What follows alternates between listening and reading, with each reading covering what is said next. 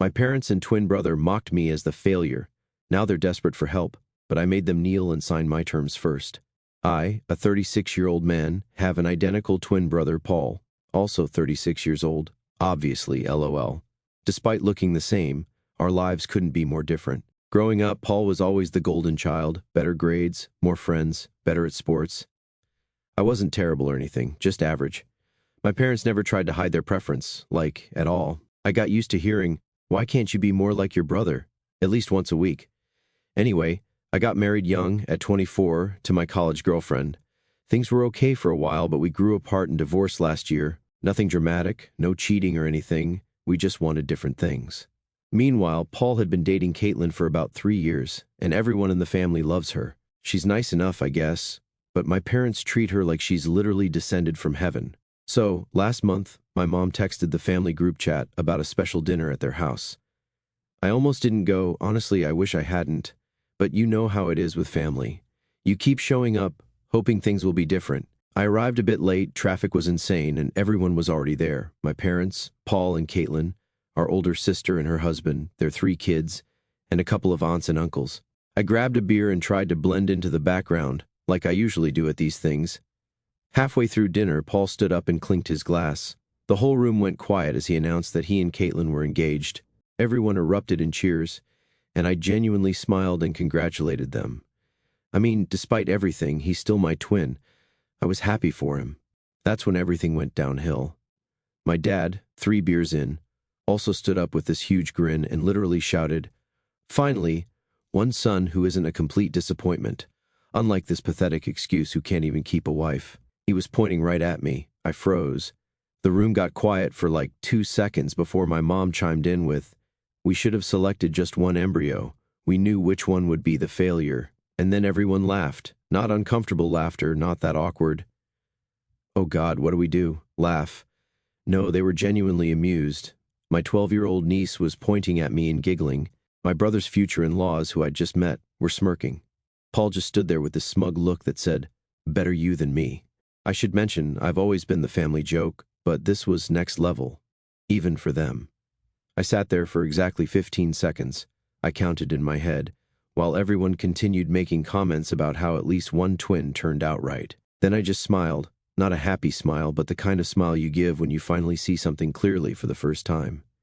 I stood up, put $40 on the table for my share of dinner and walked out.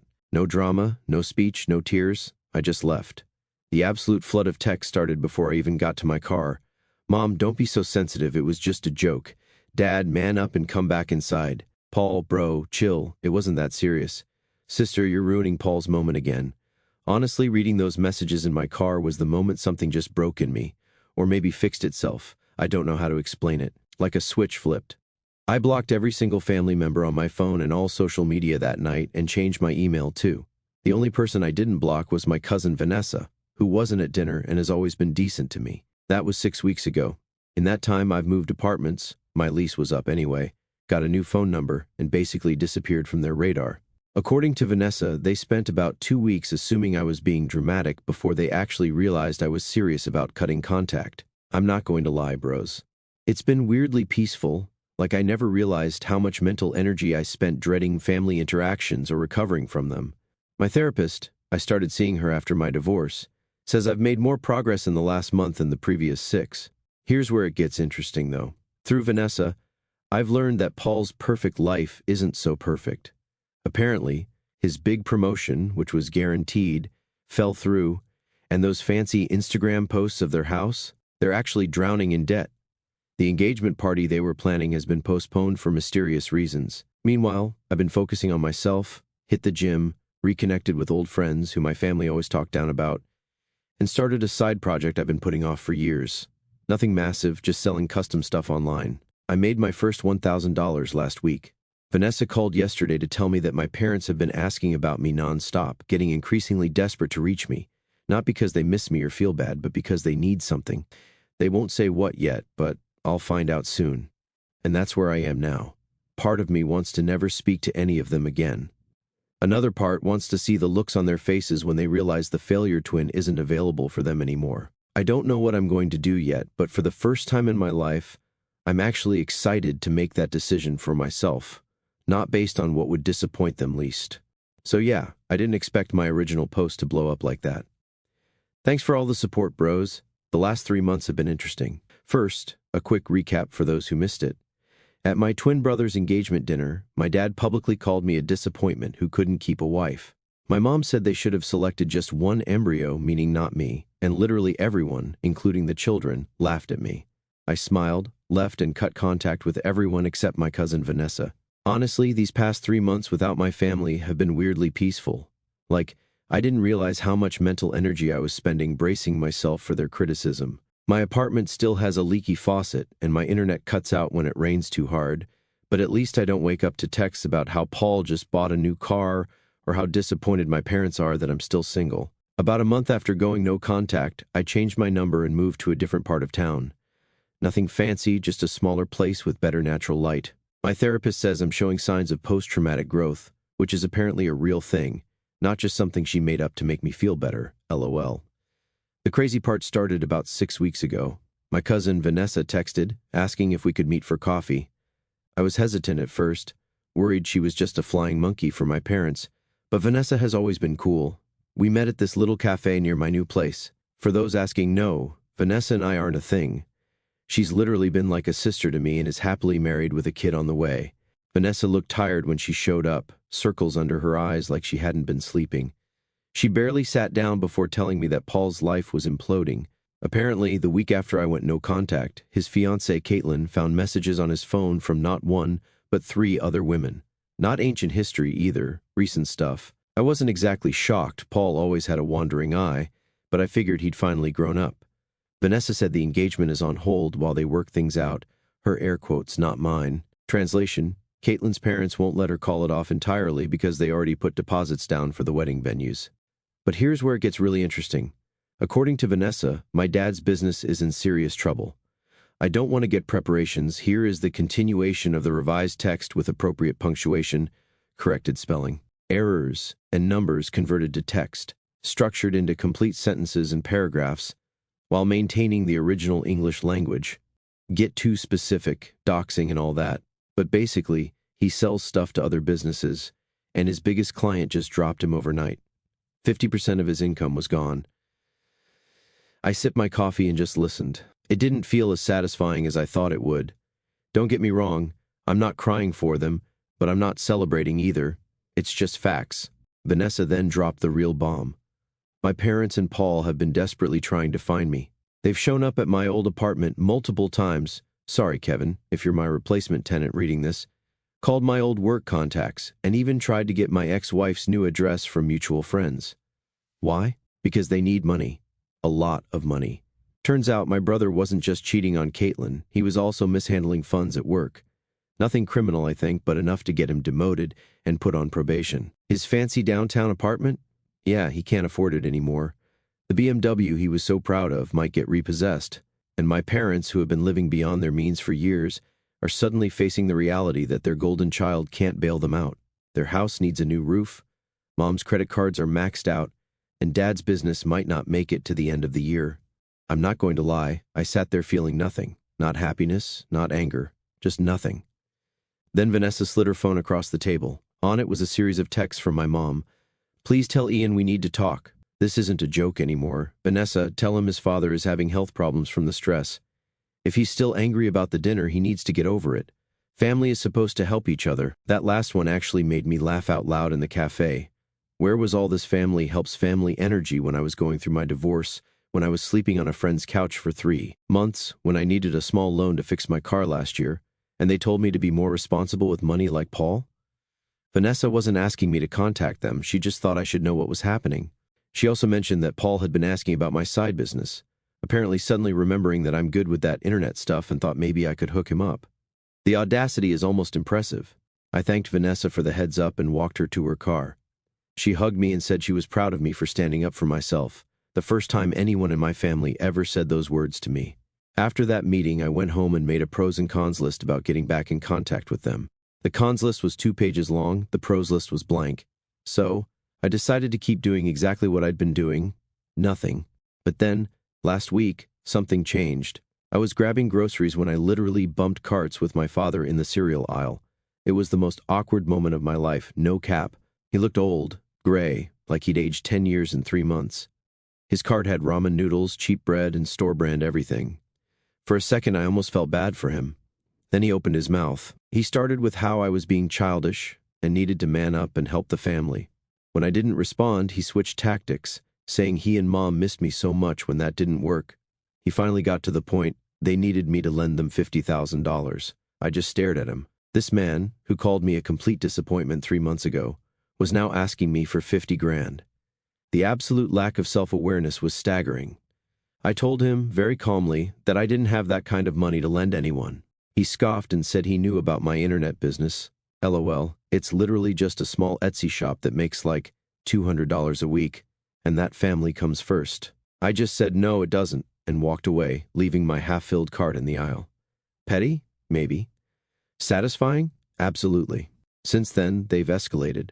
Paul showed up at my gym, no idea how he found out where I work out. Mom left a tear-filled voicemail on my work phone. Dad even contacted my ex-wife on Facebook to try to get to me. Yesterday, I got a formal-looking letter in the mail. It was an invitation to a family meeting at my parents' house this weekend. The tone was weirdly professional, like a business negotiation. The last line said, "We have a proposition that will benefit all parties involved." I'm curious enough that I'm actually considering going. Not to help them, but to hear what exactly they think they can offer me. I've spent my whole life giving them chances they didn't deserve. Maybe it's time I flip the script. Whatever happens, I'm not that same pushover who walked out of dinner 3 months ago. I've got boundaries now, and no amount of guilt tripping is going to make me cross them. I'll update again after the family meeting if I decide to go. Part of me wants to just ghost them entirely, but another part wants to see if they've learned anything at all from this. Honestly, I never went to that meeting. After sitting on it for a day, I realized I was just setting myself up for more manipulation. Instead, I texted Vanessa that I wasn't coming and turned my phone off for the weekend. I took a solo camping trip to clear my head. Just me, a tent with a small hole in it, and some questionable freeze-dried meals. It was exactly what I needed.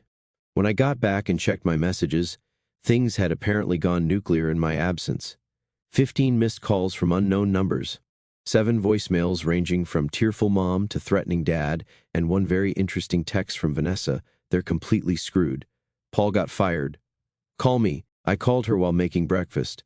Burnt toast and coffee, living my best life. According to Vanessa, who heard it from my sister, Paul hadn't just been mishandling funds at work. He'd been straight up using company resources for personal expenses. When they couldn't reach me for the bailout money, Paul panicked and tried to cover his tracks, which only made everything worse. He got fired and might actually face legal consequences. I'm not going to lie, I felt a weird mix of emotions. Part of me thought karma's a beantech, but another part just felt sad. Not for Paul specifically, but for the whole situation, like watching a car crash in slow motion. The real bombshell dropped 3 days later when my doorbell rang at 6 in the morning. I stumbled to the door in my pajama pants, expecting a package delivery or something.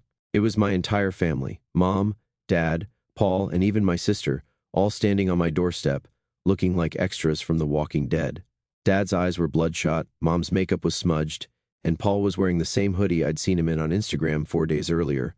I almost closed the door, but curiosity got the better of me. I stepped outside instead of inviting them in, boundaries as my therapist would say, and asked what they wanted. Dad immediately launched into this bizarre speech about family sticking together and how blood is thicker than water. Mom kept trying to hug me while simultaneously complaining about how hard it was to find my new place. Paul just stared at the ground like a toddler caught stealing cookies. My sister looked like she'd rather be literally anywhere else. When I didn't immediately respond, Dad finally got to the point. In the 3 weeks since my last update, their situation had gone from bad to catastrophic. Dad's business was officially failing, suppliers were demanding payment up front because of his credit issues. They'd had to take out a second mortgage on the house. Paul was being sued by his former employer. Mom's shopping addiction had maxed out 12 credit cards. My sister's husband had lost his job, and they'd moved into my parents' house with their kids. And the cherry on top? Caitlin had publicly dumped Paul on Instagram, tagging all his friends and family in a post detailing his cheating. The perfect golden son's reputation was in shambles. I just stood there in my old Star Wars t-shirt, feeling strangely calm. 3 months ago, this situation would have sent me into fix-it mode. I'd have been scrambling to help them, taking out loans, destroying my own financial future to save theirs. But now? Dad literally got down on his knees in my doorway, not metaphorically, actually on his knees, begging me to help them, saying they needed $100,000 to save the house and deal with Paul's legal issues. I asked the obvious question, why would I help the people who humiliated me and called me a failure? Mom burst into tears, saying they were sorry and didn't mean it. Dad mumbled something about just joking around. Paul finally looked up and said they'd make it up to me. The funny thing, not one of them actually apologized, not really. It was all, we're sorry you felt that way, and you know how Dad gets when he's drinking and it wasn't that bad. I told them I needed to think about it and asked them to leave. Dad tried to argue, but eventually they all shuffled back to Mom's SUV, which they're apparently 3 payments behind on. After they left, I made some coffee and called my therapist for an emergency session. We talked through my options and what healthy boundaries would look like in this situation. I decided I wasn't going to completely abandon them, but I also wasn't going to be their ATM. The next day, I invited just my dad over. When he arrived, his face lit up like he'd won the lottery, probably thinking the cash was already in the bag. I sat him down at my kitchen table, which, by the way, still wobbles because I haven't fixed that one leg, and laid out my terms, a formal written apology from everyone who was at that dinner, acknowledging exactly what they said and did. Family therapy sessions, minimum 6 months, non-negotiable. Mom gets help for her spending addiction. Paul takes responsibility for his own mess without dragging down the rest of the family. I would help them restructure their debt and create a budget, but I would not be giving them any large sums of money. Dad's face went through about 17 different emotions in 30 seconds. He started arguing that I was being unreasonable, that family doesn't put conditions on helping each other. I just got up, opened the door, and told him those were my terms, take them or leave them. He left. 2 days later, Vanessa texted me a screenshot of a Facebook rant my mom had posted about ungrateful children and how some people forget where they came from. Classic mom, making herself the victim. But then something unexpected happened. My sister called me. We hadn't spoken directly since the dinner. She was crying, saying she couldn't take living with our parents, that her kids were picking up on their toxic behavior, and that she was sorry for not standing up for me. It was the first genuine apology I'd received from anyone in my family, ever. I invited her and her family over for dinner the next night. We talked for hours after the kids went to sleep in my spare room. She confessed that she'd always gone along with the Ian is the failure narrative because it kept the spotlight off her own struggles. Her marriage was in trouble, her husband had been hiding their financial problems, and she was desperately trying to maintain the image of having it all together. By the end of the night, we'd made a plan. She and her family would move into an apartment. I helped with the security deposit, the only actual money I've given anyone. I'd help her husband with his resume and job hunting. She'd go to therapy and work on setting her own boundaries with our parents. A week later, I got an email from Paul, no apology, just a job application attached with a note asking if I could put in a good word at my workplace. I didn't respond. Then, yesterday, the bombshell dropped. Dad showed up at my door again, this time alone. He looked defeated, older, smaller somehow. For the first time in my life, my father actually apologized, like a real apology. He admitted they'd always treated me as the lesser twin, said he'd been jealous of how easily things came to Paul, and projected his expectations onto him while dismissing me. He confessed that he'd been wrong about everything. Then he asked if my offer of help was still on the table. Not for money, but for the family therapy and budgeting help. I said yes, but my terms hadn't changed. All of them needed to acknowledge what happened and commit to the process.